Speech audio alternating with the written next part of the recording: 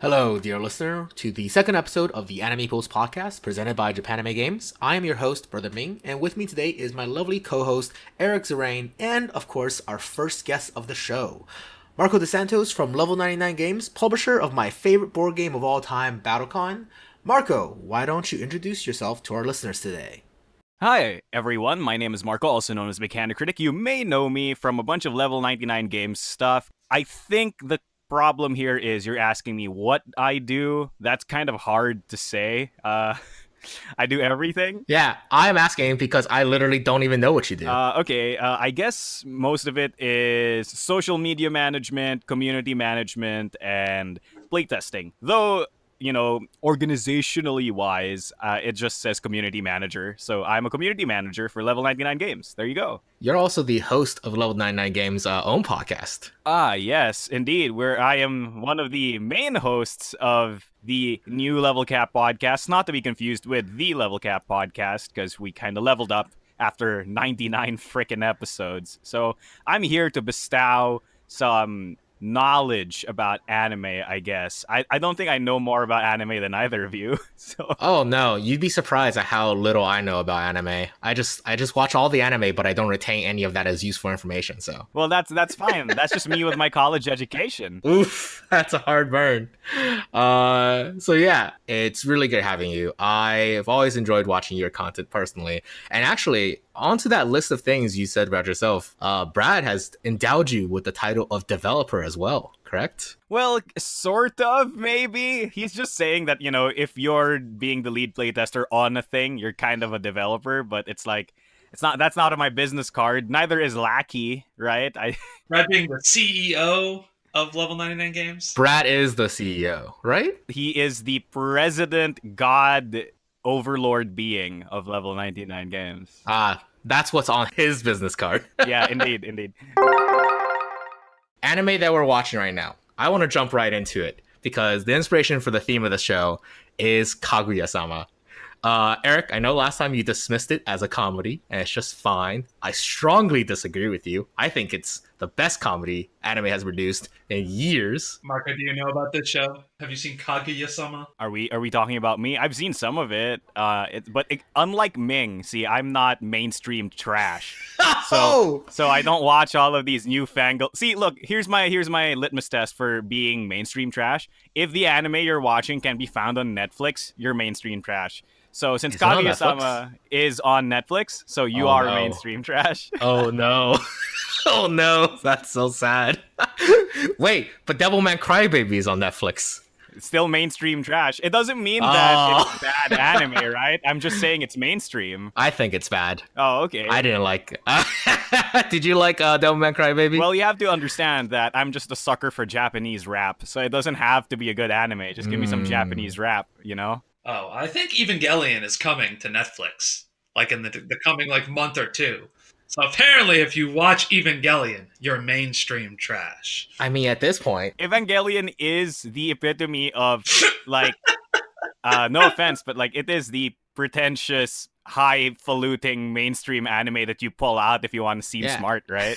That's how it used to work, man. You only watch Naruto. Well, I've watched Evangelion. I disagree greatly with that statement. Everyone and their dog has watched Evangelion, man. Yeah, 10 years ago when we were back on the forums, on the BB boards, and we were posting up about our sick anime takes, yeah, everyone there had seen Evangelion. That's true. 10 years ago, that was how it was. But anime is rapidly expanding. And these new fans, new members of the community, they're not going back and watching old recommended shows. Until it comes to Netflix. Then it becomes mainstream trash, right? Right now, it still has some modicum of hipster. It's the Black Mirror of anime. It's the show that you pull out to seem smart when it's just also garbage. I mean, hey, let's not trash on Black Mirror. I will trash on that show all day. We're the kind of people who trash on shows like Black Mirror, but then spend our nights watching Pop Team Epic, which is not of any intellectual stimulation whatsoever. Okay. Well, If you haven't seen Kaguya-sama, to catch you up, it's a romantic comedy. Where's the romance? Show it to me. It's a romantic comedy. The romance, guys, it's between the main characters and gambling. That's the romance. No, you're thinking Kakegurui. Oh, you're right. That has no romance. Kaguya-sama, Love is War, is currently airing. And it is a romantic comedy, basically, where if you had L and Light from Death Note, except they were a boy and girl pair who were both on the student council and were in love with each other, but they refuse to confess their love to the other first, because in their minds, the first person to confess loses, because then the other person is in a position of power going into the relationship. So the entire premise of the show is these two people going super in-depth of like next level analysis of trying to outsmart and outmaneuver the other person to get them to confess to them first. It's hilarious. It's very I want to say it's smart, but it's really dumb. But they make them look smart. Don't forget that the most important part of this show is a certain pink-haired girl with a... Yes, Chika with an amazing dance. So... Yeah, not just the dance, man, but she's the reason the show works, right? Because it's like, if it was just the two smart people, it wouldn't work. But because Chika's there to be dumb 24/7. You can't have comedy without a straight man situation. Like, that's just all anime comedy at this point. It's like, oh, there's a couple straight men, and then there's the wacky people. And so then they throw in the wacky people into the scenarios to generate, quote, comedy. Well, the reason why Love is War is the best anime comedy to come in years is because of its self-awareness and the memes. Man, this show has generated so many good memes. r/anime memes is just dominated by it because this show like knows what its memeing audience wants and it just caters to it so hard. It's amazing. Look, you got to give people what the people want, right? Cute anime girls that act dumb. Exactly. The show has no ecchi fan service. It's just a meme fan service. You know, there was a really dumb thing I saw where that screenshot of I raised that boy. Yeah. And then it just says there like my pee, and then it's like hentai I'm watching. It's like I raised that boy. Yeah, I saw that. That was a good one. Dude, there's so many good memes. But okay, so in episode 9, Kaguya gets sick because she stands in the rain and she becomes a little cat 10-year-old and she's adorable and takes over the internet and becomes best girl of the season. Chika wants to go visit, so they play a game of memorization, which is a classic card game where you just match up cards by their number. And Chika is not above cheating. So she tries to put the cards in different direct angles based on their face value. Mm-hmm. So in like a clock face type of way. So she picks up a card. If it's a 6, she puts it back down face down, but pointed in 6 o'clock direction because the backs aren't symmetrical. And so the president catches up on this and then uses her own cheat against her and beats her. Nice. And then he reveals her cheat at the end in like a gotcha moment. It's like, I knew you were cheating all the time, but I used your own trick to beat you. And Kaguya-sama just pulls out a total JoJo's moment of like, it's not cheating if you don't get caught. Yes. And this happens in anime all the time, I feel like, you know? So a couple off the top of my head, Kakegurui is the one that comes closest. But there's also like Kaiji, Liar's Game, the one you've been recently really into, One Outs. Ooh, One Outs. Yeah. Okay, so there's this one episode in One Out. So for people who don't know, One Out is basically a baseball manga where the main character is a chronic gambler, and he spent like years in a gambling pit that essentially had a pseudo baseball game called One Out, where it was just a pitcher versus a batter. Somebody throws the baseball, and whether or not the batter hits it is essentially what loses or wins the game, right? So it becomes an incomplete game of like bluffing and faking and reading people because you only have one shot, right? One pitch, that's it. So what happens is he ends up joining a minor league baseball team as their lead pitcher, and I kid you not. So he becomes part of the team, and his contract is that every time he outs a batter, he gains 5 million yen. And then every time he gives up a point to the opponent team, he loses 50 million yen. So there's this entire scene that happens that really blows my mind because in the first 3 innings of the game, he gives up over 15 points to the opponent team. And so the manager's like, oh, yes, you've given up 15 points. That means that's times 50 yen. It's like, oh, it's over 1 billion yen or something. Aha, you're poor now, and you'll be my slave forever. And stuff like that, right? Because the manager hates the main character. His name is Tokuchi. So Tokuchi's so chill. He's like just purposely giving them points, and nobody understands why. He just randomly calls for timeouts at times that don't make any sense. He takes forever to do pitches, so people are like, "Oh, Tokuchi's having a bad day. You know, he's not playing properly. He must be tired because he's been playing so much." And then he keeps doing it, and the enemy team starts wondering why, and then he's like, "Wait a minute. When is he taking the breaks and timeouts?" And then he notices that Tokuchi keeps looking at a watch before calling for timeouts, which means that he's calling for timeouts at specific times. He's wondering why. And then one of the opponent players says in like a throwaway manner, it's like, oh, maybe he's gonna miss something on TV, and that's why he wants to take breaks at specific times. And then the lead player of the enemy team goes, the TV, and then he runs to the nearest TV. And he's like, oh no. He runs back to his team. He goes like, everyone, you have to just swing the bat. Get strikes and let him strike you out. Let him strike you out. Like don't let him do balls. Don't let him delay. Don't let him time out. Swing and strike out as fast as humanly possible. And his team's like, what the hell are you doing? How is that even a valid strategy? And then he's like, there's a typhoon coming, and he knows that it's about to come. And if it rains so hard, they'll cancel the game. And a canceled game means all of our points go away.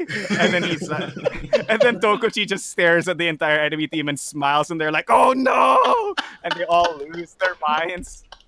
What?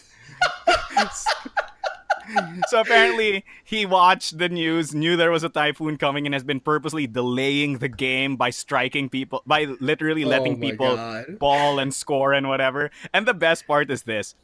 The enemy team now knows that they have to call time as soon as possible. So they try to strike, right? They immediately swing and strike.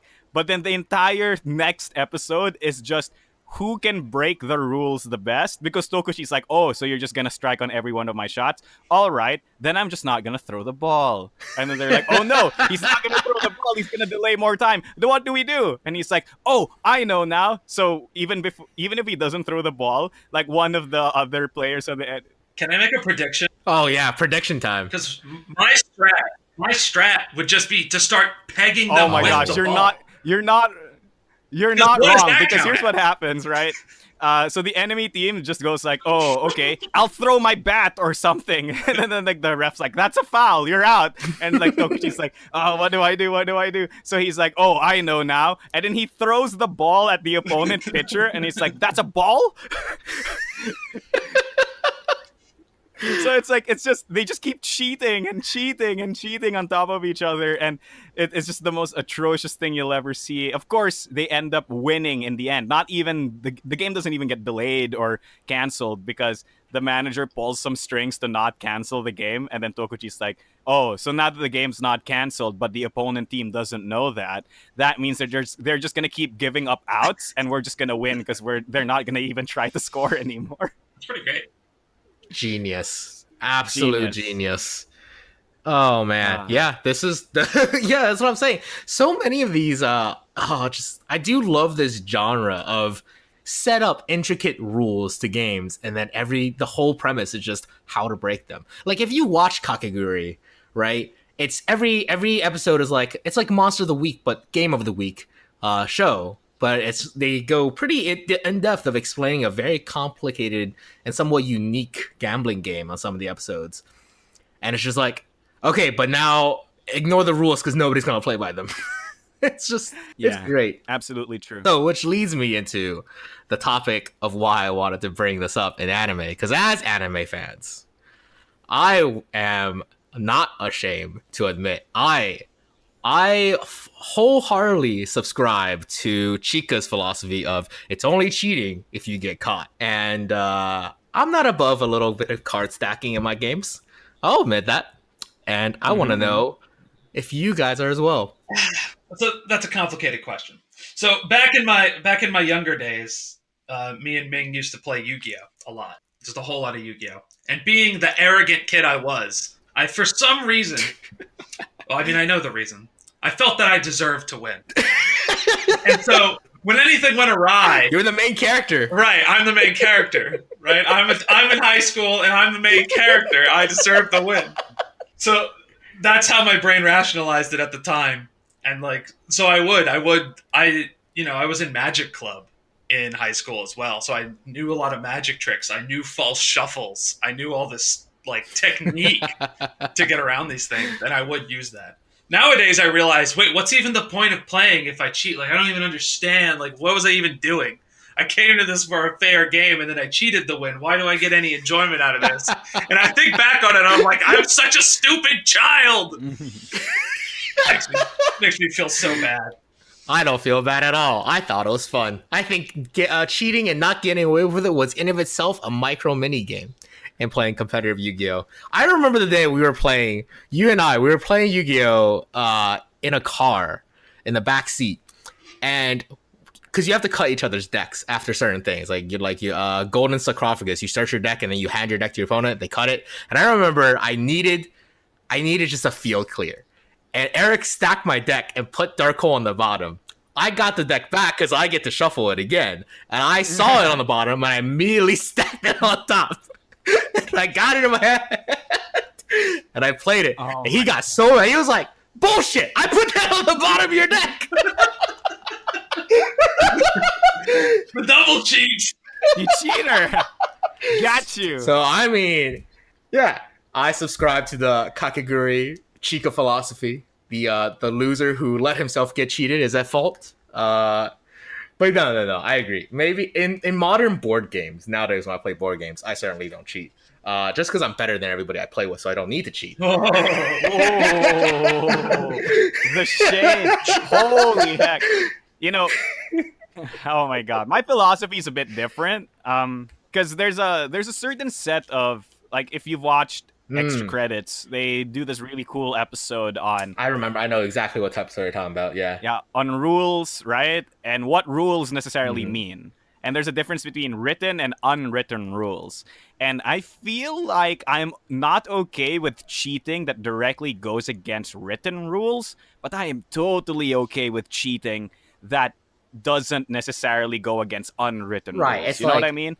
So, if you get caught doing something, there's a go. penalty. That essentially doesn't mean that it's against the rules. It's just that there's a penalty for getting caught. exactly. And that's totally fine, right? But there's also the unwritten set of rules that you can just go against because it's not necessarily, against the rules to do them. It's just that people don't really consider it. So, like, what happens when I'm playing chess and I just decide, like, I'm losing. All right, I guess I'll haymaker my opponent in the face, right? Like that's Right. not in the rules of chess. There is no rule that states like you can't haymaker the opponent in the face, right? But in a non-tournament setting, like people can't say that you broke the rules. You probably broke the law because you just assaulted someone. But like you didn't break the rules of chess. You know what I mean? So I'm kind of okay with rules like that. I'm a kind of player who likes taking my advantages from things that aren't necessarily advantages or actions that the game deems to be legal. Yeah, so like the Chika example, where you're playing memorization, where you pick up a card, and the goal of the game is to memorize the cards, right? So you can match them. When she places it back down, placing it at an angle that gives her a reminder of what that card is. Would you consider that against the rules as written and the unwritten rules, right? What would you categorize that? See, that's an unwritten rule, right? Like that, they didn't say in the game that the cards have to be placed in a specific way, in a specific order, right? So that's an unwritten rule, but it's just that everybody in their head thinks, then the game would be pointless if you could, like, mark the cards. So therefore, it should probably be that I can't mark the cards. But it's not written anywhere in the rules. It's just these assumptions that people make that limits their creativity in winning the game. You know what I mean? Okay, so I have actually a really good example of this in a real modern board game, Codenames. When me and my friends recently played it, I actually didn't even come up with this. My friends, who I no longer play with because they cheat, came up with this method of, because you get one word and one number, if that word simply dictates location rather than meaning, you can actually use that to draw which cards you want your team to pick on the board. So for example, instead of saying, a bug 3, like 3 words that relate to bug, but you want to just pick the first 3 cards, you say first 3. Which I saw it happen in front of my eyes and they won. And I was like, well, it's not in the rule book that you can't do this. So I guess you're right. and then I left Nashville and I don't play board games with them anymore. Yeah, I guess they suck. I mean, Eric, have you experienced something similar, right? Because when I played Taboo, I had something similar where my brother and I play this niche game called League of Legends that nobody knows about. But when you're with your relatives who don't play video games, like every game of Taboo was just so easy because you could just relate it to a topic that nobody else knew. They can do that with things that you don't know, right? So if you know games and anime, then they should have a team that knows music or movies. It's not your fault that they have no hobbies. That's definitely not cheating. The card thing in the memory game is cheating. Being just better than them at Taboo is not cheating. Oh my gosh. Okay. I'll take that. But yeah, sanctioned cheating is also one of my favorite rule mechanics. If you've played games like Mao or Flux, right? Or if you played BattleCon, there is a sanctioned cheating character in BattleCon. So have you ever played the card game BS? Why don't you just say the real name? Well, the card game, I think it's just called BS. I think that's what everybody says. But oh, really? We call it bullshit where I'm from. So. Well, I went to a prim and proper school, so okay. Oh, wow. You calling my school not prim and proper? Oh, man. Well, I mean, you did admit that your college education has not granted you much education, so... No. There's a difference. My college education has not stuck. It's not the college's fault. It's mine. I'm a horrible student. Graduated cum laude, it doesn't matter, man. Like, you ask me what a differential equation is or can I code in C++, I'll tell you no, man. I had this great opportunity and it hit me. It just slid right off me. Oh, no. I forgot everything. Yes, Eric. Unfazed. It's like, I got my diploma. This is all I needed, everyone. I guess that's me cheating this education system, if you really think about it. I have all the credentials of a college graduate, but none of the skills. So that's like secret roles. So I actually hadn't heard of those 2 games. The only cheating board game I knew about was Monopoly Cheaters Edition, because I saw it at my local Walmart. And I was like, Monopoly Cheaters Edition? Guess I'm going to buy it. So how do you cheat? So basically, the way the game works is there's a deck of cheats that you can do. So an example of a cheat is like just steal money from the bank without anyone noticing. So just like reach over silently and just pick up the money and just like put it into your pile. And so during the game, there's 5 face-up cheat cards, and those are the 5 cheats that players are allowed to do. And when you successfully perform a cheat, you get a reward. But if someone calls you out while you're attempting to cheat, you get hit with a punishment that's on the back of the card. And it works pretty well in a mundane game of Monopoly because nobody's really paying attention to Monopoly because you're there for... It's Monopoly. Right, you're there for an hour and 30 minutes. So it's actually the most genius way to make Monopoly interesting is that you have to pay attention to what everyone is doing. Because you're like, is he taking extra money from the bank? Because it's like, oh, I pass go, collect $200. And you take 300s and you stick them in your pile. So you got to watch that. Yeah, you can't disconnect. So you can't disconnect. Yeah, that's a little bit different than what I was thinking of. Like, BS and other cheating games, I'm thinking more like bluffing, I think, at that point, essentially. It's just you bluff something and somebody calls you out. I'm like, Coop is very similar in the vein of BS, which is you're only allowed to do certain things, but you can attempt to do whatever you want as long as you're not caught. Yeah. But I guess there's a difference between bluffing and sanctioned cheating. And even then, would you, I don't know, I guess the way, if you mechanic critic it, then isn't it just bluffing? Oh my gosh. Well, there's a character in BattleCon named Mark PTO. He is one of the older promo characters, and his unique ability basically just says, you may cheat in any way possible. That's That's just the unique ability. You can change your life. You can move characters around. You can steal cards. You can use Monopoly cards as your cards. It doesn't matter. You can use Uno cards or whatever. Like, the thing is, if you get caught, you suffer some penalty. Yeah, I think there is a difference between sanctioned cheating and bluffing. But then again, here's the ultimate philosophical question. If it's sanctioned cheating, is it still cheating? That's a good point. Yeah, that's just sleight of hand. The game becomes a dexterity game. That's a dexterity game expansion for BattleCon. Oh, yeah. If you wanted a dexterity game of BattleCon, you know, it exists. You know what it's called? MMA, right? Like, just actually punch people. That, like, there you go. Dexterity BattleCon. Yeah. But I think one point that we really need to bring up here is that if it's sanctioned cheating, then it's not cheating anymore. They just gamified the mechanic of, like, sleight of hand. And bluffing, sanctioned bluffing, or games that promote bluffing aren't cheating either. They're just bluffing, which is a mechanic in the game that the game has decided to co-opt. So I think it's very important to understand that, like, when we design games or that when we make games, the moment you try to capture an experience, the experience isn't always in its purest form, right? Like, the moment you try to make a game that's about cheating, then it's no longer actually anybody cheating because the game is about cheating, and cheating implies that the game isn't about cheating to begin with. Yeah, right? That's exactly right. Like Monopoly Cheaters Edition, I did see it a long time ago because they showed up on my Facebook feed as an ad because they knew the target demographic real well.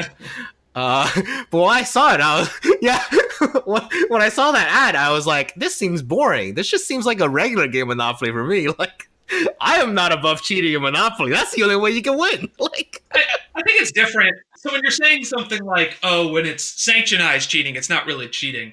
But cheating is kind of a feel. And you'll see that in Kakagurui and, like, Kaiji. Like, when you're cheating, you get this, like, sense of, like, concern, and then, like, this huge rush of endorphins when everything goes according to keikaku. Translator note. So in Monopoly's Cheaters Edition, when you get to flip over the card and be like, I cheated, get wrecked, and slam it down on the table, it's better than cheating because it's cheating, and then you get to let everyone know that you got to cheat. Like a bluffing game, you don't feel like you're cheating. You feel like you're bluffing. You feel like you're playing the game. But when you're bluffing to cheat when you're not supposed to, like when you're playing Go Fish, and someone's like, do you have a 3? And you look at your hand of just a 3, and you go, no! Go Fish! And then you come back around and you go, you got a 3? Yeah, you have to understand, though, that it's just packaging, right? It's just the packaging of that mechanic. Because if you really think about it, most of the time when you attempt to do the cheat, it is just you bluffing. You're bluffing that you're only taking $200. Now, okay, in Monopoly Cheaters Edition, would it be cheating if you didn't cheat, but you flip over the card and just pretend like you cheated? So that's not clarified in the rules, and I was wondering that much myself. And I think that would be actual cheating in Monopoly Cheater Edition. No, because see, immediately that's where my head went to when you described it. Now, if I did that, am I going against the experience of this package? I would house rule it as allowed. I think things that aren't in the rule book are up to the owner's discretion. So I would go ahead and give that a pass. Well, you wouldn't need to give it a pass if you never caught me, so. All right. Yeah, so we have discussed at length what is and isn't cheating, and we have not come to a consensus other than it's a feeling that you have when it all goes according to keikaku. That's my definition. In my definition, cheating is a feeling. It's a rush of emotion. Is the heart of the cards cheating? Yes. That's obviously a stacked deck, my dude. I believe the heart of cards, which really just translates to I stacked the fuck out of this deck. No. See, there's a misunderstanding. In the realm of Yu-Gi-Oh, you didn't stack the deck. No, the cards love you so much they stack themselves. Oh, yes. The cards cheat for you. You should have pulled that in the car, Ming. When I put your Dark Hold on the bottom and you put it back on top. And you played it. And I said, what? I put that card on the bottom of your deck. You should have said, heart of the card! Hell yeah. Oh Destiny yeah, my draw. deck didn't allow you to stack me. Yeah. The deck saw you cheating and it was like, nah, Ming take care of us. You shall not disgrace this duel. You put us in the good sleeves. All right. So, okay, I am okay with this conclusion. It's always a topic we can come back to. But for the last segment of the show, I want to move into, I think, the best part of this entire podcast and the reason why I wanted to do it in the first place. And that is, Marco, what is your favorite anime of all time / just favorite anime right now? All right, here's the curveball for both of you. I'll give you one guess as to what my favorite anime is. Oh my god, I don't know. Let's see. League of Legends. No, League of Legends is not an it's a game. What the hell are you? League of Legends trailer. Trailer number 2 came out in 2018. Yeah, that League of Legends trailer about the esports LLC where like there was an actual anime music video or whatever. No. Actually, there is an actual League of Legends anime made in China. Oh, I'm so done. There's like it's like 6 episodes long. It's only voice acted in Chinese, and it's just about a kid who really likes League of Legends in college. That sounds amazing to me. It's very cute. That sounds alright. It's very, very cute. Okay, here's the curveball. Based on what I've talked about, where I talk about Yu-Gi-Oh! Constantly, I talk about gambling anime and all that stuff. My favorite anime is ToraDora. Oh my! Wait! Really? You're not messing with me? No, I am absolutely not messing with you. My favorite anime of all time is the romantic comedy ToraDora.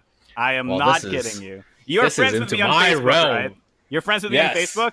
Yes. Look at my Facebook cover photo. Oh my god. Oh, this is into my realm though, Eric. I think my cover photo is Clannad. Yeah, my cover photo is still Clannad from 2012. I'm sorry, your cover photo's Clannad? Okay, Yeah. we can't be friends anymore. People are like, Clannad's the best romantic comedy. No, it's ToraDora. How dare all of you? Yeah, Eric likes the highbrow, emotional, complex romantic comedies, where I am totally away. Okay, with the dumb ones, because oh man, I actually really love ToraDora. But I also liked My Little Sister Can't Possibly Be This Cute. Those are 2 different realms. 2 entirely different. How dare you? How dare you? What's next? You're gonna tell me something stupid like, yes, Young Justice is the best shonen anime that's come out. Like, hey, I mean, I'd categorize those 2 in very similar buckets. They're both masterpieces of the romantic comedy genre. You have a tsundere, and then you have a older, straight-laced male protagonist. They even look similar. No. How dare you? I'm so I just want to take search on Mal for romance anime. I just wanted to see what the highest rated romance anime was. And I don't know if it is the highest rated, but it showed up as Sword Art Online. Oh my god. Anime was a mistake, and Sword Art Online was too. What are you talking about? And Sword Art Online is the best anime ever. It's the only thing am that ever shows the true power. It only Kirito is me on the inside. I'm Kirito Ken, if you really think about it. While you were out there mastering your parties and drinking, I was mastering the blade. The dual blades. Come on, guys. Unlock secret ability, dual wielding. Oh my god, I can't. We can't venture into this. We have to get back on track. We got 20 minutes to hammer out our third segment, which is now we make Marco, our guest's dream board game, the board game version of ToraDora. ToraDora, one of the first original tsundere waifu anime. What do you think a perfect board game of ToraDora would be like? See, I feel like a perfect board game adaptation of ToraDora would have to get into the ethos of what I believe to be what makes ToraDora so great. And that's characters, right? Like, ToraDora as a whole is all about very deep, very real and very 3-dimensional characters, right? Like, the main reason why I love ToraDora so much compared to all of the other, like, tsundere waifu anime in that generation is because you have fan service girl Ami but there is a reason why she's fan service girl, more than just that the show needed one. You know what I mean? Like Zero no Tsukaima has that elf girl who's color green, right? And like she's just fan service girl, but like for no reason other than she's fan service girl, right?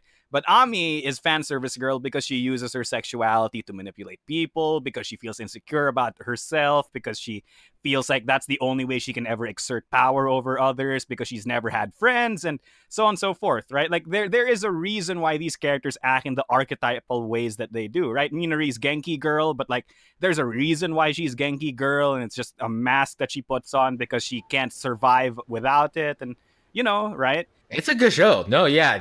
Now that you're mentioning these things, it is heads above shoulders. It's actually the first anime me and my girlfriend of 8 years watched together, actually. Yeah.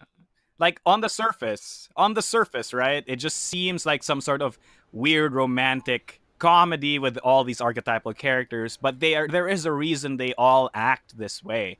Right, like even they even eschew the entire harem part of it, because even though so many girls end up liking him, Ryuji only likes one girl, and then he changes his mind once. That's it. It never becomes about, oh, I don't know who to choose. Oh, there's so many cute waifus. Right? Like Ryuji never experiences that. All he wants to do is clean, study, get with the girl that he likes, and then the girl that he likes changes as he realizes the difference between infatuation and romance and love, right? So what's my perfect game? It has to explore the characters of ToraDora in a way. So I guess it has to be some sort of weird visual novel with some cool mechanics. A visual novel board game. Visual novel board game. Yeah, so maybe my idea has something along the lines of like it's like some sort of weird Euro game where you accrue relationship points with characters and you unlock story beats with them as you go through it, or something like that. I always have found board games that explore relationships to be very, very weird, because to gamify relationships is always usually the first thing that usually happens is to put a track system, progression system on a relationship, which I've always felt like is just incorrect. Like it just doesn't make any sense. Like you can't quantify relationship in a meaningful way, right? That way, which is like why I think like visual novels has always done it so well, because there's no points in visual novels. There's just good ends and bad ends and choices that you make along the way that lead to those. Which I think if you had to have a board game that emulated characters, maybe a single player experience where it is, have you ever played any of those crime board games? Like Lucky Duck Games has a really good one called Chronicles of Crime. There's another one by Portal Games called Detectives, which I didn't think was as good. But essentially, it's you have all these story beats, choose your own venture style. You draw cards. The cards tell you can go to other cards, and you have to spend points, right? Resources, either time or like money, to like access more cards on the story path. Oh, I like that. Yeah, so something like that. You have a certain amount of energy, and you start off with your first card. You wake up in your bed, you're late to school, and your toast is right next to you, right? What do? You spend 1 energy to round the door with the toast, spend 0 energy and just be late. I like that. Here's another deal that I think would be really cool is, you ever played Fog of Love? I have not. I've heard so many good things about this game. Right. So Fog of Love, for the listeners who don't know, is essentially a board game that tries to emulate relationships. And essentially it's a board game where you and another player, so it's a 2-player board game, essentially create a romantic comedy movie with all of the story beats of a romantic comedy movie. And I feel like, if I'm really being completely honest with myself, a ToraDora themed Fog of War would just be the ideal game, wouldn't it be? Right? Like, one of you has to be Ryuji and the other one has to be Taiga, I guess. And then you go through it, maybe? That would be cool. Yeah. I mean, it's all about these kind of games that, like, these romantic comedies are all about exploring the characters, right? And you can't explore a character with points, in my opinion. You can only explore a character with choices that you make that have just different impacts. And that lets you understand, hey, I made this choice over this choice because I am a character of this type. right? So like you have like you can add resources to that system. And in a 2-player game, I'm not exactly familiar with how Fog of Wars operates, but I imagine it's certainly like you have to make choices that make other things no longer available, right? What Fog of War does is essentially like it deals you cards that essentially dictate your character's quote unquote hidden personality. So like maybe you're selfish, or maybe you have a traumatic past, or maybe you just want to become popular and stuff like that. And these kind of have points on them. So it's like, if you're selfish, you want to fulfill your needs. And there's like a certain thing on a track that says needs or whatever. And the thing about it is that when you're faced with questions, it becomes the ultimate choice in Fog of Love is, do you make choices that will benefit only you? Or will you make choices that benefit you and the other player playing? Or will you make a choice that makes sense for both of your characters? And it becomes this tug of whether or not you're in this for yourself, or you're in this for the both of you, or you're completely willing to give up everything about you just to make the other person happy. I can see how this game works vaguely. I'm looking at it right now. I think the crux of this game and the reason why it works is because you have these random attributes at the beginning. And with the fan game, you'd have to have the characters, right? So you wouldn't be able to truly incorporate, like, you can't just deal a set of random attributes to the Taiga player. Taiga is Taiga. Well, you could probably do like, you have a set of random attributes that are all Taiga, right? But in certain games, only some of them matter, right? Fair. Is there a game where you play a matchmaker? I can't actually think of anything along those lines. But if you were the divine spirit trying to devise these characters towards their good end, I believe that could be kind of interesting. With like random things from the show. Kiss him, not me. Right. Oh boy, that's even I didn't actually finish Kiss Him, Not Me. I mean, all you need to know is the premise, man. All you need to know. I watched the like the first 4 episodes. I was into it, and it just got really boring really fast. So I feel like Eric's right? So Eric, do you think that ToraDora would be better off as like a matchmaker, your Cupid, or what's the name of that freaking movie with Will Smith? iRobot. No. Aladdin, 2019. Hit. iRobot. Eric. There was a silence, and I was like, "Oh, it's the first Will Smith movie I can think of." And I first thought of Men in Black, and I was like, "No, it's not that one. I'll just say the second one that comes to my mind." Oh man! All right, here's scratch everything. My favorite anime is actually iRobot. Okay. There's actually a board game on Kickstarter back in early April 2018 called Notice Me Senpai that had 19 backers. I was one of them, and didn't fund successfully. But the premise of that game was basically matchmaking. There was a bunch of senpais, and you're trying to matchmake the senpais with your character. But I guess it's not really from the perspective of God. So if we're saying ToraDora, okay, so we're moving in the direction of either a 1 or 2 player game, maybe cooperative, and you're just trying to make sure Taiga and Ryuji end up together. You have event decks, you have randomness RNG that's introduced, and you have to make sure everyone gets their happy end, right? So the glasses guy and the Genki girl have to get together, and Ami also has to be happy doing whatever she was doing at the end of the show. No, but how many characters are happy? No. Wait. Sorry, no. That's wrong. No. The ultimate point is that ToraDora's experience is that your happiness usually comes at the expense of other people's happiness, right? Like the only reason Taiga and Ryuji end up together is because Minori willingly sacrifices her happiness for her friend's happiness. Kitamura's only reaches his natural conclusion because he decides to give up on his dream of chasing the class president in order to, live on with his life, right? Like I don't think it should be a game that you keep playing over and over again. I feel like it should be a game wherein like you spend a lot of it doing what you're talking about. Like you're trying to make everyone happy, trying to gather everyone's happiness. But I feel like the conclusion of trying to make everyone happy should be that no one ends up being happy. and that trying to go for your own happiness makes your friends miserable. Because that's literally what they do in the show, right? They elope, they run away together, and it ruins everyone's time. Minori gets depressed, Ryuji's mom freaking realizes that her son runs away from home.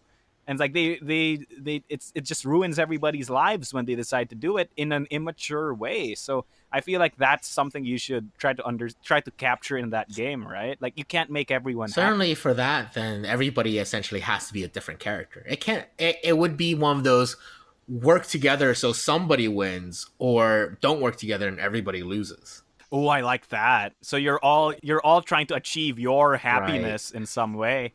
But then, like, somebody ends up being happy and everybody ends up being miserable as a result, because usually that's how real life is. There has to be a winner. There has to be a loser, right? Right. So it's like, Dead of Winter, for example. Everybody has your own your own hidden objectives, but... And there's zombies. And there's zombies!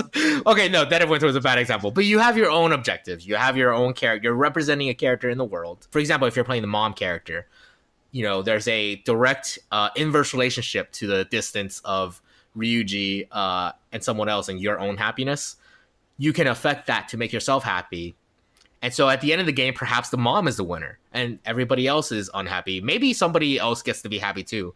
Maybe there's one or two players who can win. But ultimately, the idea is that in that situation, if everybody just keeps undermining each other, nobody can win. Somebody has to give up at one point.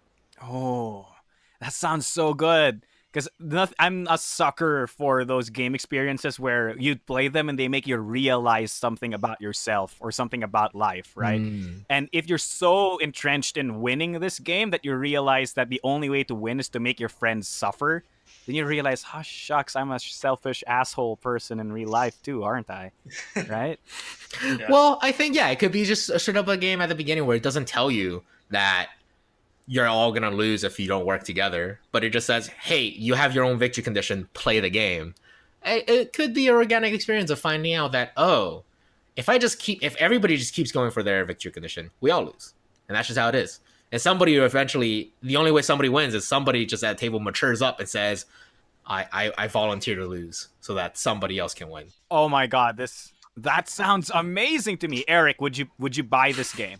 I definitely wouldn't buy it because it doesn't have monetary replay value. Yeah, I wouldn't. But as a Brother Ming Productions print and play game that I don't have to pay any money for, I might be interested in a play session. That's true. All of my games are designed to be only enjoyed once. I guarantee. Because once the novelty wears off, and you realize that I'm just one person and nothing is balanced. There's no replay value to be had. But to be fair, I do feel like that's a space in board games that isn't explored much. Board games that end, board games that have a natural conclusion. Well, that's not true. And there was a whole generation of what were they called? Legacy games. Legacy games, yeah. They ended. It just you never got there because it took too damn long. Yeah, exactly. No, but that's what I mean, right? Like it's not something people really think about when they buy board games. They want board games to be endlessly replayable. But if you really think about it, how many times have you played every copy of a game in your freaking collection, right? Thrice, right? Yeah. So it's like, why are people so scared to buy games that will take them 7 sessions to finish, right? It's like such a weird space that we fail to talk about. Yeah. But I think we're running on time. Yes, we are. We're right around an hour, but we've come to a very nice conclusion of what a game about ToraDora should feel like. And I actually kind of like it. I might actually steal that idea for something. Maybe something more modern.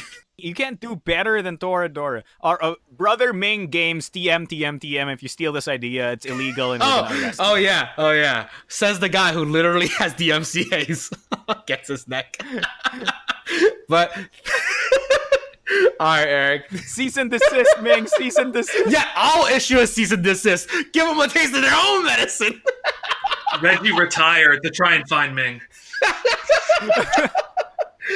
Oh, man. All right, Ming. If the moment we wake up tomorrow and we find out that you've been killed by the Disney Mafia for DMC claims. This is why I'll never make a Kingdom Hearts fan game, despite how many people ask me to do. I'm just like, no, I'm not touching that. Obviously, just no. That's easy. Just Kwangdam Hirts. Kwangdam Hirts. It's about Oras and his friend Fugi and Naldo. Fork blades. Instead of keyblades, it's all fork blades, and you have to eat the eat the hearts. Eat the hearts. Eat your salads. Oh, right. Yeah, and it's you visit wonderful worlds like Shrek. I don't know. Eat the onion. Peel the onion with your fork blade. There's layers. There's lots of layers in this game, like onions. Oh my god. All right, well, dear listener, thank you so much for tuning in to this week of the Animeeples Podcast presented by Japanime Games. Thank you so much to Marco dos Santos, our lovely, lovely guest. Marco, would you like to take us out with any shameless plugs you have? All right, here's my shameless plug. It plugs into a 220 volt outage. No, just kidding. I'm Marcus Santos, also known as Mechanic Critic. You can find me on the official Level 99 Games YouTube channel. You can also listen to me on the new Level Cap Podcast. Just search for the Level Cap Podcast on any podcasting app. And you can also read my Space Jam fan fiction on marcospacejam.com. Thank you again for listening, and if you made it this far, be sure to check out Japanime Games' current Kickstarter, which ends in 24 hours, the Domina Anthology, a collection of gorgeous anime board games designed by Yukinori Ohashi, a beloved game designer who originally published these games in Japan under their own company, Domina Games. Finally brought to English by the incredible team at Japanime Games, don't miss out on this wonderful collection.